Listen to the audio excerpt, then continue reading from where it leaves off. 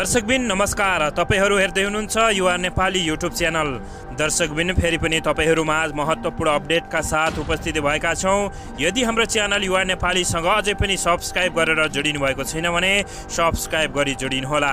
भिडियोलाई अन्तिमसम्म हेरी सक्दो सेयर र लाइक गर्न पनि नभुल्नुहोला। दर्शकबिन यति बेला राजतन्त्र पुनर्बहालीका लागि विभिन्न स्थानमा विशाल प्रदर्शन हुँदै आएका छन्। यसैबीच पूर्व राजा ज्ञानेन्द्रले यो देश हामी सानोमा हुर्केको जस्तै देश नरहेको बताएका छन्। नेपाली जनताले अनुभव गरेको कुराले पहिलाको जस्तो देश नेपाल नरहेको बताएका हुन्। उनले एक टिभी शोमा अन्तर्वार्ता दिँदै कस्तो देश थियो यहाँ कस्तो भयो भन्दै व्यक्तिमा पनि द्वन्द्व, समाजमा पनि द्वन्द्व भएको बताएका छन्। यस्तो कुरा भ्रष्टाचारीहरू र दलालहरूले सिर्जना गरेको बताएका छन्। यसैबीच भ्रष्टाचारी दलालहरूले फाइदा उठाउने मौका हामी जनताले दिएको बताएका हुन्। अब नेपाली जनताले विचार गर्ने दिन आउनै पर्छ, विचार गर्नै पर्छ उनले बताएका छन्। उनले जनताले चाहेको खण्डमा देश चलाउन आफू तयार रहेको बताएका हुन्। उनले बताएका छन् एक ढिक्का भएको देशको खम्बा गणतन्त्रले खलबलाइदिएको बताएका हुन्। दर्शकबिन राजा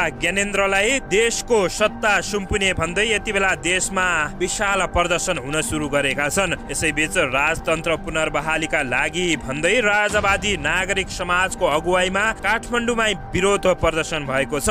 आज काठमाडौँको भोटाहेटेमा उनीहरूले गणतन्त्र विरोधी नारा लगाउँदै राजतन्त्र पुनर्बहाली हुनुपर्ने माग गरेका थिए। राष्ट्रिय झण्डा बोकेका प्रदर्शनकारीहरूले राजतन्त्र पुनर्बहालीलाई गर्नुपर्ने नारा लगाएका थिए। र्यालीमा सहभागीहरूले राजतन्त्र पुनर्बहाली गरी भ्रष्टाचार अन्त्य गर, हत्या, हिंसा, बलात्कार जस्ता जघन्य आपराधिक घटना नियन्त्रण गर लगाएका नारा लगाएका थिए। देशमा भ्रष्टाचार दिन प्रतिदिन बढिरहेको, बलात्कार, हत्या, हिंसा जस्ता घटनाहरू दिनदिनै बढ्दा पनि सरकार मूकदर्शक बनेको भन्दै राजतन्त्र नै फर्काउनु पर्ने भन्दै विशाल प्रदर्शन गरिएको छ।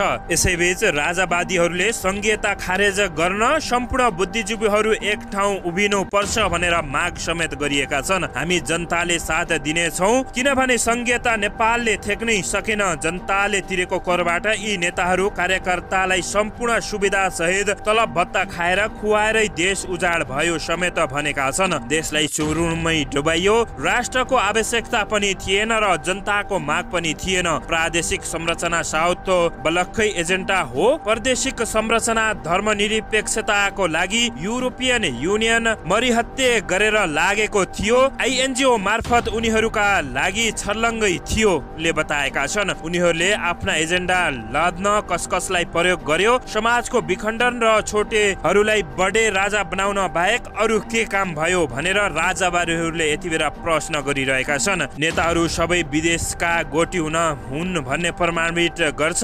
राजा बिनाको हावा देश देखेर अजित छन्। जनताहरू जनताको अन्तर्मर्म बुझ्ने नेताहरू राज संस्था सहित राजा अनि हिन्दू अधिराज्य चाहियो अनि धर्मनिरपेक्ष संघीयता गणतन्त्र प्रादेशिक खारेज नै हुनुपर्छ अहिलेको माग हो राजावादीहरूले भनिरहेका छन्। नेपाल र नेपालीको लागि मात्र जय देश र जय नरेश भनिरहेका छन्। यति बेला राजावादीहरूले प्रश्न गरिरहेका छन् कि चुनाव हारेकाले पनि मन्त्री बन्न पाउनु पर्ने माग विधि र पद्धतिमा पर्छ। यो सरासर मनपरितन्त्र होइन भनेर प्रश्न उठाइरहेका छन्। यो सरासर जनताको अपमान हो। जनताको अपमान गर्नेलाई सफाई दिने न्यायाधीशहरूलाई पनि कडा कारबाही हुनुपर्ने माग यति बेला चर्को रूपले बढिरहेका छन्। विधि र पद्धतिको कुरा गर्ने वरिष्ठ ज्यू आफू हेरेर पनि राष्ट्रिय सभाको भर्याङ जबरजस्ती चढ्दा विधि कहाँ थियो, पद्धति कहाँ थियो। जनताले बहिष्कार गरेपछि पनि सबै कुरा स्वाहा भएको त सत्य नै हो।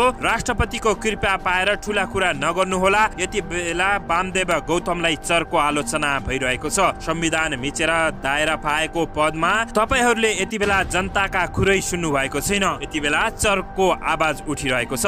दर्शकबिन यसैबीच सत्तारूढ दल नेपाल कम्युनिस्ट पार्टी नेकपाका अध्यक्ष वामदेव गौतमलाई राष्ट्रिय सभा सदस्यको रूपमा काम गर्न र मन्त्री बन्ने बाटो खुल्ला भएको छ, तर उनी जनताहरूले भोट नदिएर हारेर आएका नेता हुन्। बुधबार सर्वोच्च अदालतले उनको राष्ट्रिय सभा सदस्य नियुक्ति विरुद्ध परेको रिट माथि सुनवाई गर्दै त्यसबारे अन्तरिम आदेश दिने नपर्ने फैसला गरेसँगै दुवैका लागि बाटो खुल्ला भएको हो। प्रधान न्यायाधीश चोलेन्द्र शमशेद जबरा सहितको संवैधानिक इजलासले गौतमलाई राष्ट्रिय सभा सदस्यको हैसियतमा काम गर्न र मन्त्री परिषदमा सामेल हुन रोक लगाउने गरी अन्तरिम आदेश जारी गर्ने अस्वीकार गरेको छ। सर्वोच्च अदालतको यो निर्णयसँगै नेकपाकै कार्यकर्ताले समेत यो निर्णयको विरोध गरिरहेका छन्। भ्रष्टाचार विरुद्धको अभियन्ता हाम्रो नेपाल हामी नेपाली अभियानका संयोजक ज्ञानेन्द्र शाहीले न्यायालयमाथि नै प्रश्न चिन्ह खडा भएको भन्दै सामाजिक सञ्जाल फेसबुकमा लेखेका छन्, आज सिङ्गो नेपालीले न्याय हारेको दिन हो। वामदेव गौतमको जित हाम्रो प्रयास असफल भयो, अब न्यायालय माथि नै प्रश्न चिन्ह खडा भएको छ। के साँच्चै न्यायालय निष्पक्षता छ भनेर उनले प्रश्न उठाएका छन्। न्यायाधीश सहित 4 जना न्यायाधीशहरू अन्तरिम आदेश जारी गर्ने नपर्ने पक्षमा उभिएको, तर 1 जना न्यायाधीशले यस अघिको अन्तरिम आदेशलाई निरन्तरता दिनुपर्ने राय राखेका उनले जानकारी दिएका थिए। उक्त आदेशको पूर्ण विवरण सार्वजनिक रूपमा उपलब्ध भइसकेको छैन। बर्दिया क्षेत्र नम्बर 1 बाट प्रतिनिधि सभाको चुनावमा पराजित भएका नेता गौतमलाई पार्टीभित्रको अन्तरकलह चुलिएको समयमा नेपाल कम्युनिस्ट पार्टीको सचिवालय बैठकले अन्तर्राष्ट्रिय सभा सदस्यमा नियुक्त गर्न सिफारिस गरेको थियो। त्यति बेला प्रधानमन्त्री केपी शर्मा ओली र अध्यक्ष प्रचण्ड बीच पार्टीभित्र चलेको शक्ति सङ्घर्षका माझ गौतमलाई प्रधानमन्त्रीले आफ्नो मन्त्री परिषदमा महत्त्वपूर्ण जिम्मेवारी दिने पनि ठानिएको थियो, तर सरकारको सिफारिसमा राष्ट्रिय सभा सदस्य नियुक्ति गरेर गौतमले शपथ ग्रहण गरे लगत्तै उनी राष्ट्रिय सभा सदस्य बन्न अयोग्य रहेको भन्दै रिट दायर भएका थिए। यसैबीच गौतमको नियुक्ति बदर गर्नुपर्ने, उनलाई मन्त्री बन्नबाट रोकिनुपर्ने र राष्ट्रिय सभा सदस्यको नियुक्तिको मापदण्ड बनाइनुपर्ने जस्ता विषय वरिष्ठ अधिवक्ता दिनेश त्रिपाठी र अधिवक्ता बद्रीराज भट्टले दायर रिट गरेका थिए, निवेदनमा उल्लेख गरेका थिए। यसअघि न्यायाधीश आनन्द मोहन भट्टराईको इजलासले उक्त निवेदन बारे संवैधानिक इजलासमा